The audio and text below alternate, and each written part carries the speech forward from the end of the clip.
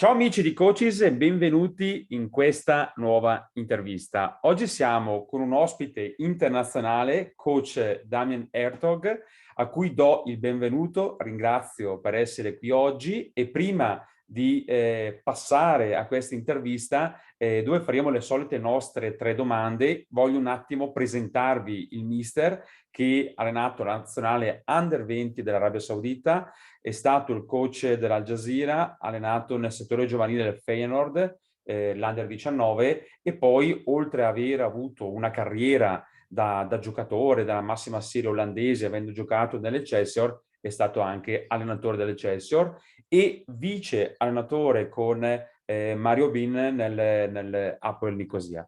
L'intervista chiaramente sarà in inglese e ora inizio con la prima domanda e poi lascio la parola al mister. Welcome, coach. Thank you so much for your reviewability. And I want to start with the questions. The first thing is, which is your football vision, coach? Well, thank you for having me, Alessandro. It's my pleasure.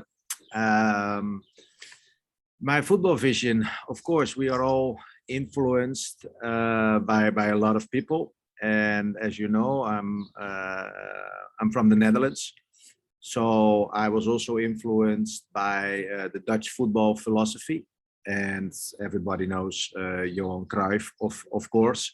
So he was the big initiator of modern football in the Netherlands. And his influence, we all know, was particularly in Barcelona and Spanish football. So if you ask me the question, what is your vision on football? It's influenced strongly from that part. And along the way, of course, you have your own ideas and principles. So I think we will get on that part later on. So my vision on football is playing attractive football.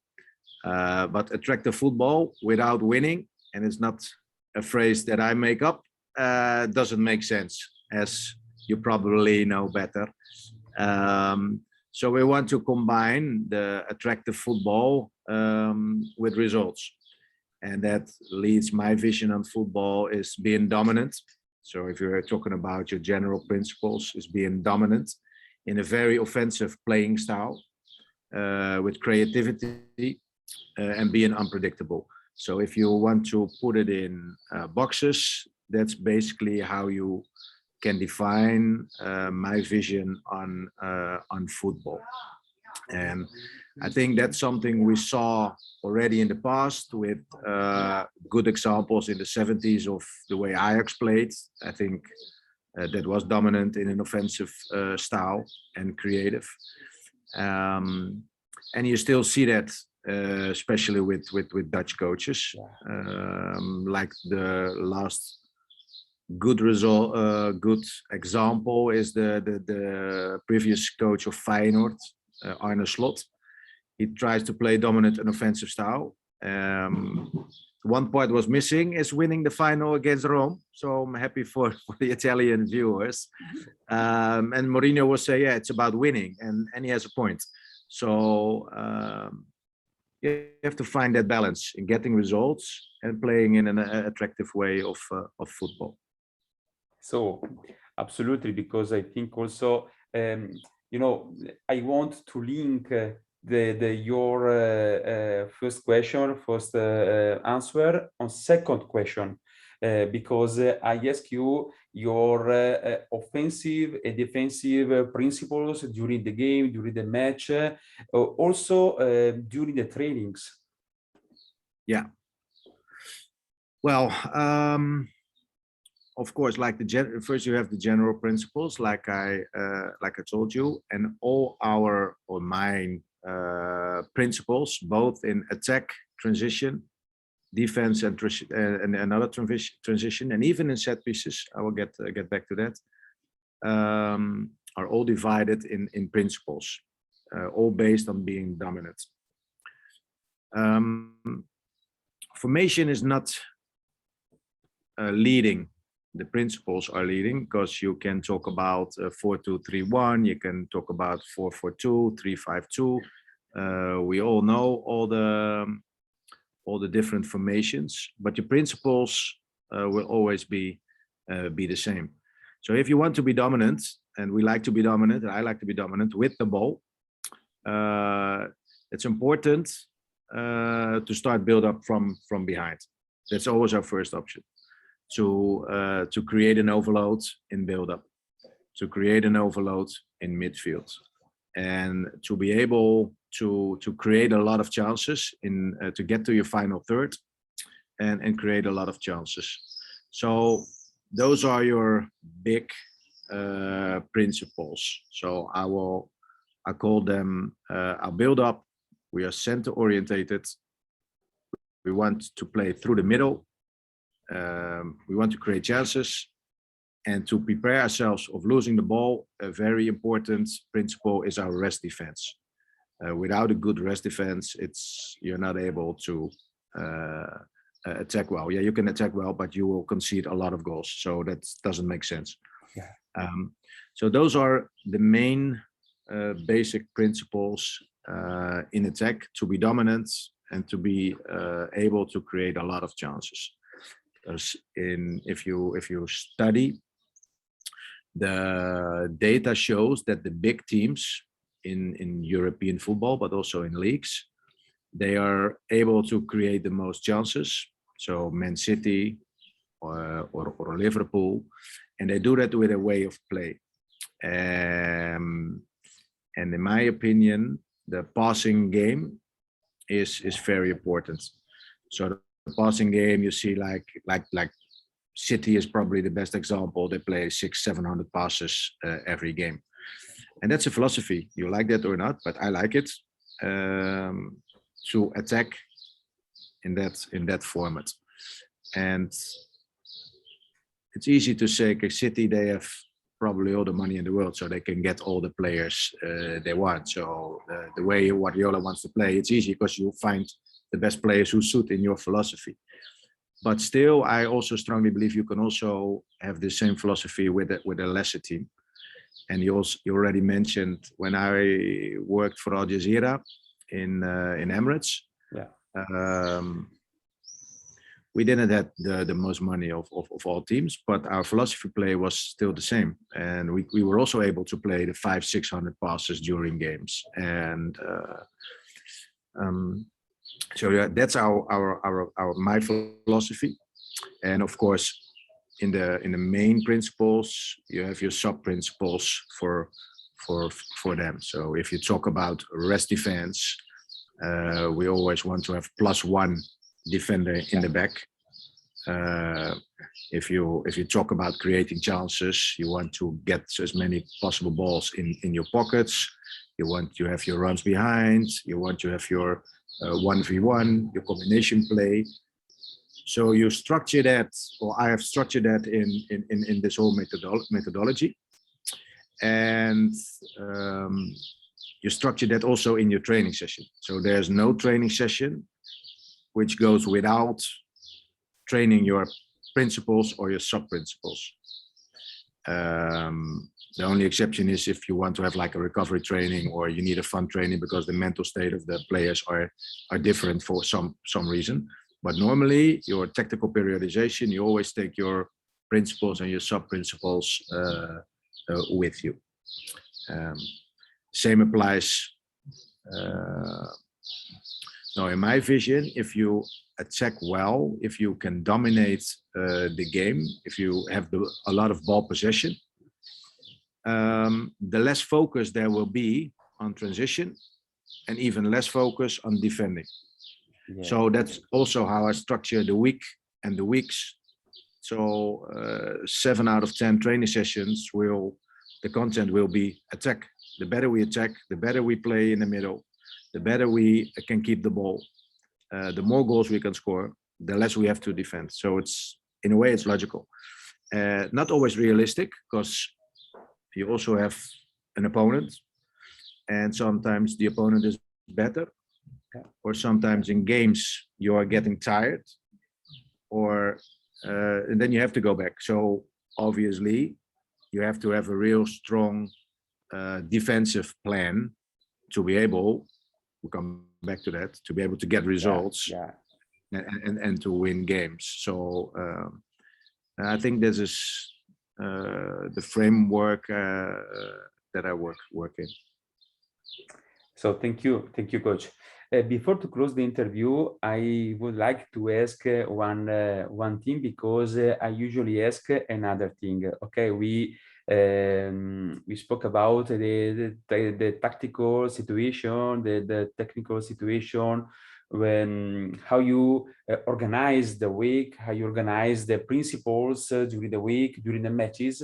But a different kind of question that I want to ask you is, do you have one history, one strange situation during your experience also in the world? Because I think, Coach, when one coach works in different countries, I think can found different situation, no?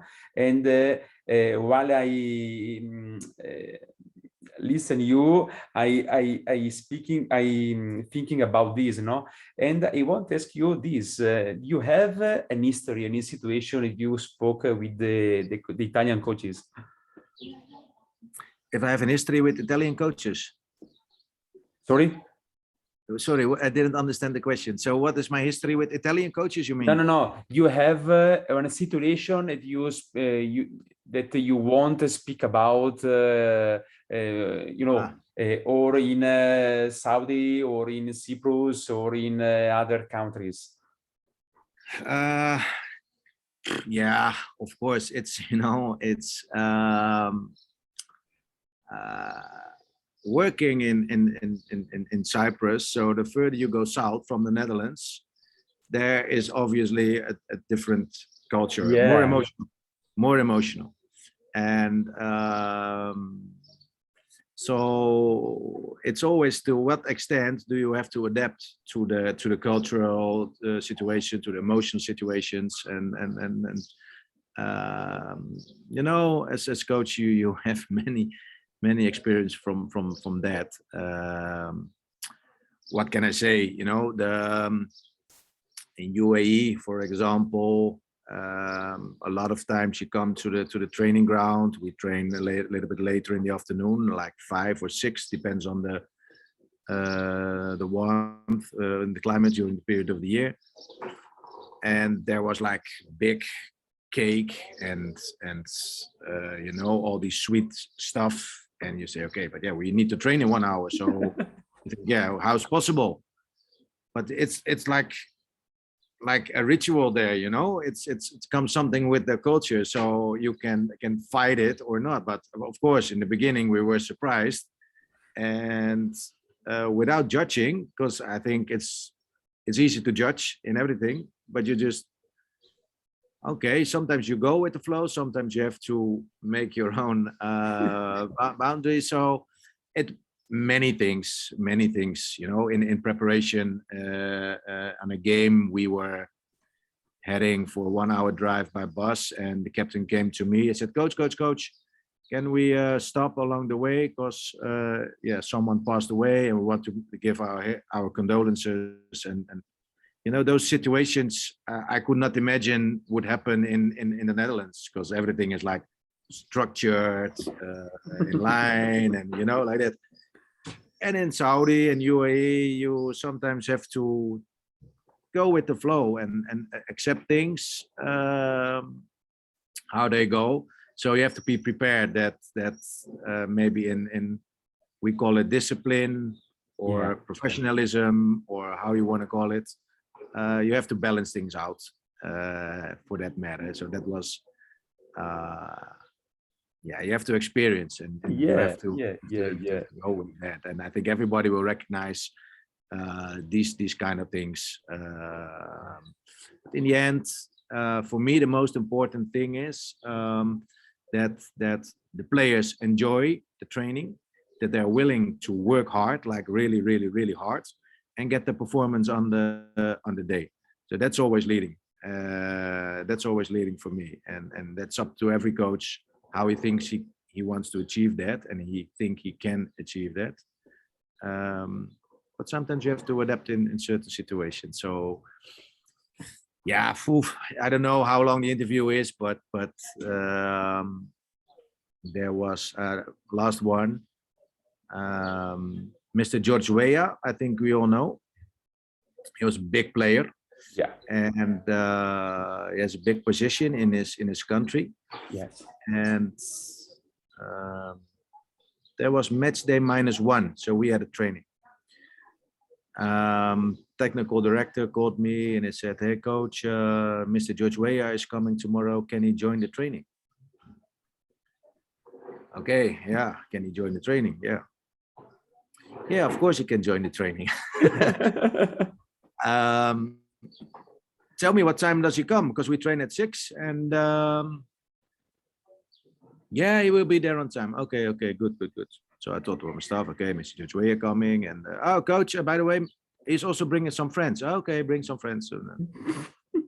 Also.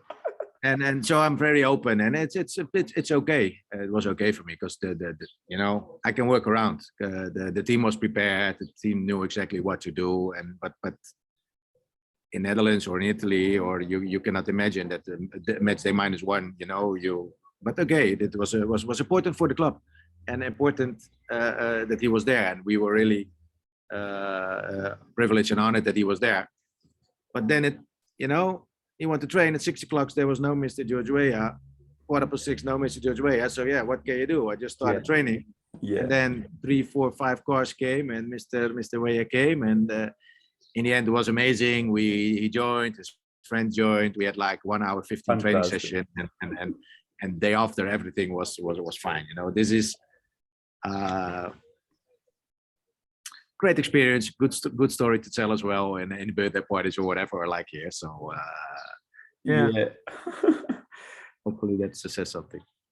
Thank you so much also for these stories, because I think also for the Italian coaches it's very good to listen also different kind of situation, and thank you so much, coach, again for your availability, because for me it's a pleasure to speak with you, and thank you again. I speak also from the owner of coaches, also for all for the people that listen to this interview. Thank you so much, coach. You're most welcome. Thank you. Thank you very much. Ciao. Ciao. Thank you so much. You